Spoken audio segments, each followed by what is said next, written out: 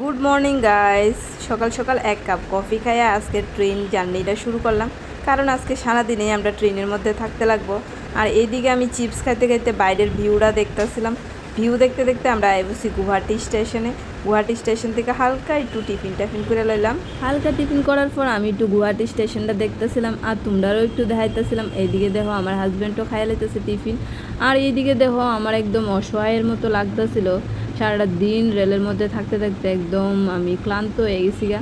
যাই হোক, ভিউটি দেখলে কিন্তু মনটা আবার ভালো হয়ে যাবে। গাইস, দেখতে দেখতে কিন্তু দুপুর হয়ে গেছে গা, আর আমরা লাঞ্চেরও টাইম হয়ে গেছে গা। এইদিকে আমরা কিন্তু লাঞ্চে খাবার দিয়ে গেছে গা। যাই হোক, আমরা ওখানে ভিউ দেখতে দেখতে দুপুরের খাওয়ানটা খাইলাম। খাওয়ান শেষ করে কিন্তু আমরা আবার চললাম আমরা ভ্রমণের উদ্দেশ্যে। তো এইদিকে নদী, পাহাড়, জঙ্গল দেখতে দেখতে কিন্তু আমরা আয়া পড়ছি নিউ জলপাইগুড়ি রেল স্টেশনে।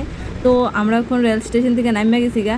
নাইমা সুজা যাইতাছি, দেখি কই যাওন যা। তারপর এখান থেকে একটা টমটম লইয়া কিন্তু আমরা নিউ জলপাইগুড়ির একটা হোটেলের মধ্যেই আসছিলাম। তো ওখানে আমরা হোটেলের মধ্যে আয়া বসে কিন্তু জলপাইগুড়ি টাউনটা একটু ঘুরুম। তো আজকের দিনটা তো এমনভাবেই কাটতে গেল। দেখা হইতেছে নেক্সট ভিডিওতে। Bye bye.